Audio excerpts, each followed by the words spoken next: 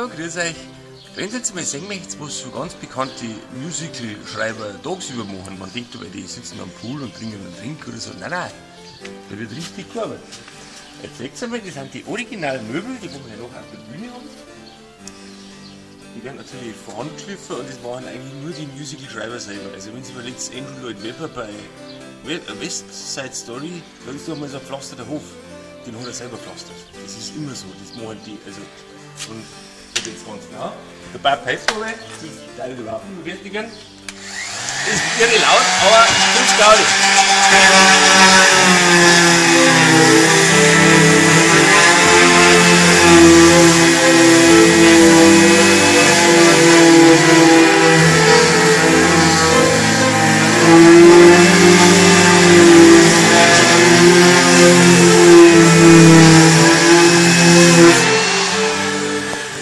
Und das geht 2 Tage so dahin. Also es ist jetzt eigentlich nicht viel zum Nachdenken, wie mehr zum Abschalten. Aber irgendwie macht es auch Spaß, weil schau mit hier, schau wie das ausschaut.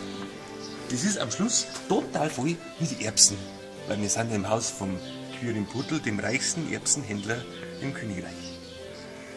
Genau, dann schleifen wir wieder. Servus!